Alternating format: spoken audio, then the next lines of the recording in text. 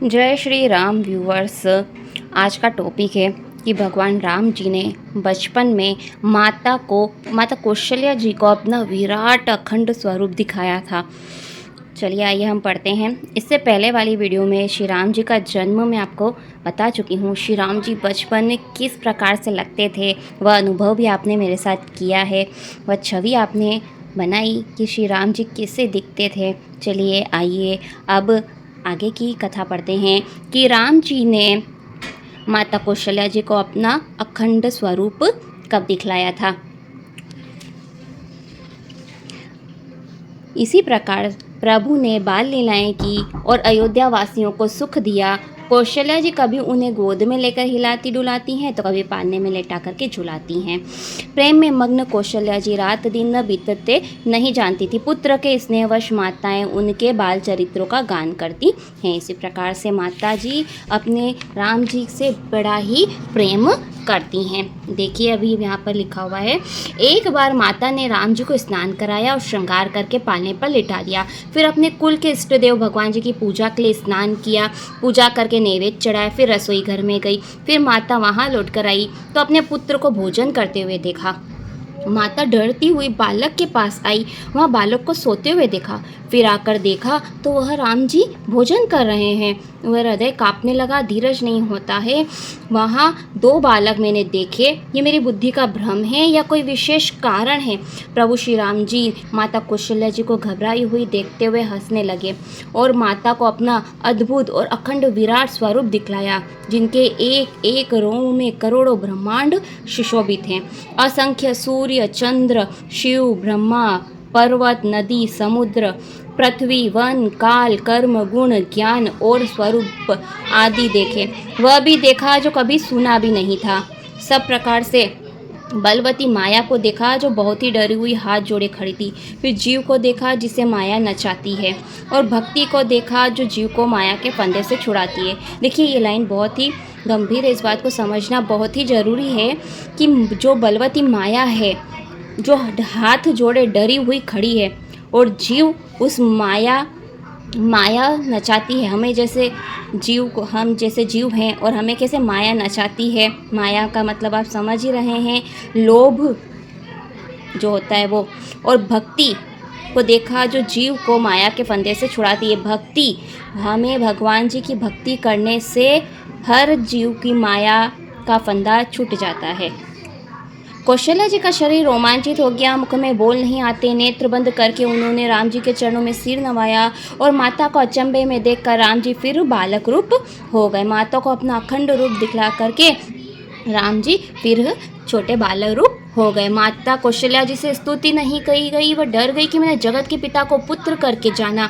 एक बार माता को यहाँ पर अपना विराट स्वरूप दिखलाया, और जब राम जी का जन्म हुआ था ना, तब माता को अपना रूप दिखलाया था। तो दो बार माता कौशल्या को भगवान जी का रूप देखने के लिए मिला। श्री हरि ने माता को समझाया, कहा कि सुनो माता, इस चरित्र को किसी से कहना नहीं। बारंबार कौशल्या जी हाथ जोड़कर विनती करने लगी, प्रभु मुझे तुम्हारी माया अब कभी न व्यापे। भगवान जी ने बहुत बाती से बाल लीलाएं की और भक्तों को बहुत ही आनंदित किया। कुछ समय बीतने पर कुटुंबियों को सुख देने वाले दोनों भाई बड़े हुए। इसी प्रकार से अनेकों प्रकार के चरित्र करते हुए श्री राम जी और उनके सारे भाई बड़े हुए। तब गुरु जी ने आकर के चूड़ाकरण संस्कार किया। ब्राह्मणों ने बहुत सी दक्षिणा पाई। बहुत ही मनोहर चारों भाई अपार चरित्र करते फिरते हैं। जो प्रभु मन कर्म वाणी से अगोचर है, वही प्रभु दशरथ जी के आंगन में विहार करते। भोजन करते समय जब राजा बुलाते हैं तो बाल मंडली को छोड़ करके नहीं आते, और जब कौशल्या जी बुलाने जाती हैं तो प्रभु ठुमक ठुमक करके भाग आते हैं। वेदों में जिन्हें नेति कहा है, अनंत कहा है, और शिवजी ने जिनका अंत नहीं पाया, माता कौशल्या जी उन्हें दौड़ करके हठपूर्वक पकड़ने के लिए दौड़ती है। वह देह में धूल लपेटे हुए आते हैं और राजा हंस करके उन्हें गोद में बिठा लेते हैं। चंचल चित्त के भोजन करते हैं। अवसर पाकर मुँह में दही भात लिपटाए हुए किलकारी मारते हुए भाग जाते हैं। देखिए यहाँ सिर्फ हमें पढ़ना नहीं है, इन बातों को हमें महसूस करना है कि प्रभु कैसे चंचलता कर रहे हैं। माता उन्हें पकड़ने के लिए दौड़ती है, प्रभु ठुमक ठुमक के भागते हैं और राजा की गोद में बैठते हैं और दही भात खाते हैं। अत्यंत सरल और सुहावने बाल चरित्र सरस्वती जी, शेष जी, शिव जी वेदों ने गाए हैं और जिनके मन इनमें नहीं रंगे हैं उन मनुष्यों को विधाता ने भाग्यहीन बनाया है। देखिए यहाँ लिखा हुआ है कि जिनके मन उनमें नहीं रंगे मनुष्यों को विधाता ने भाग्यहीन बनाया है। आगे जो मैंने राम जी का बाल चरित्र का वर्णन किया, राम जी के अद्भुत स्वरूप का वर्णन किया है, हमें वो सब अनुभव करना है, तभी तो पढ़ने का मतलब है ना, नहीं तो कथा पढ़ने का या समझने का कोई मतलब नहीं है। हमें कथा को पढ़ना है, उसे समझना है, उसे महसूस करना है और अपने जीवन में उसे उतारना है।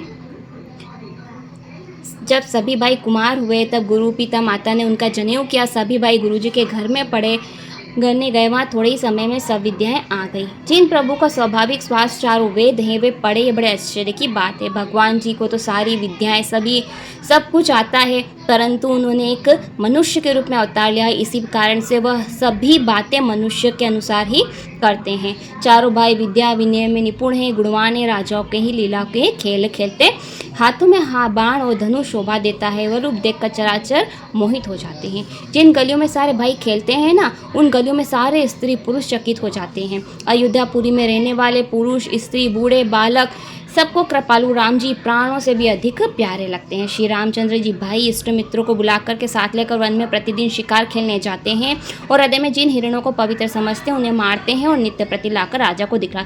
देखिए यहाँ पर शिकार किया है राम जी ने, तो किसी की हत्या नहीं की है। यहाँ पर ये गलत मत समझिएगा। जो हिरण, जो पशु पक्षी जो दुष्ट होते हैं, मतलब जो राक्षस होते हैं, उनको भगवान जी मारते हैं और उन्हें उनके मोक्ष देते हैं। वो शिकार करने की बात यहाँ पर की गई है। किसी निर्जीव की इन्होंने नहीं लिया। जो पापी होते हैं, जिन्होंने हिरण का जन्म लिया है अपने पापों के कारण, जो मोक्ष चाहते हैं, भगवान उनका ही वध करते हैं और उन्हें मोक्ष देते हैं। यहाँ पर ये मतलब है। हिरण राम जी के बाण से मारे जाते हैं, वह शरीर त्याग करके स्वर्ग को चले जाते हैं। छोटे भाइयों और मित्रों के साथ भोजन करते हैं और माता पिता की आज्ञा अनुसार चलते हैं। जिस भांति नगरवासी सुखी होते हैं, कृपा निधान श्री राम जी वही लीलाएं करते हैं। वेद पुराण मन लगा करके सुनते और छोटे भाइयों को स्वयं समझाकर कहते हैं। नित्य प्रातः काल उठकर रघुनाथ जी माता पिता गुरु को मस्तक नवाते हैं और आज्ञा मान करके नगर का राजकाज करते हैं। यह चरित्र देखकर राजा मन में प्रसन्न होते हैं। जो व्यापक, अकल, इच्छाहीन, अजन्मा, निर्गुण है, जिनके नाम और रूप नहीं है, वही भगवान भक्तों के लिए भांति भांति की अनोखी लीलाएं करते हैं। अब यह सुंदर चरित्र मैंने कहा। अब ज्ञानी विश्वामित्र जी वन में, अभी यह राम जी की बाल लीलाएँ यहाँ पर समाप्त होती हैं। अब आगे हैं, विश्वामित्र जी राजा के पास आते हैं और राम जी, लक्ष्मण जी विश्वामित्र मुनि के साथ आश्रम में जाते हैं। वह कथा हम आगे पढ़ेंगे। आज के इस वीडियो के लिए इतना ही। अगर आपको मेरी वीडियो पसंद आई है तो मेरे इस चैनल को सब्सक्राइब कर लीजिए, वीडियो को लाइक कीजिए और आगे शेयर ज़रूर कीजिएगा और मेरे साथ राम कथा में जुड़ जाइए। जय श्री राम।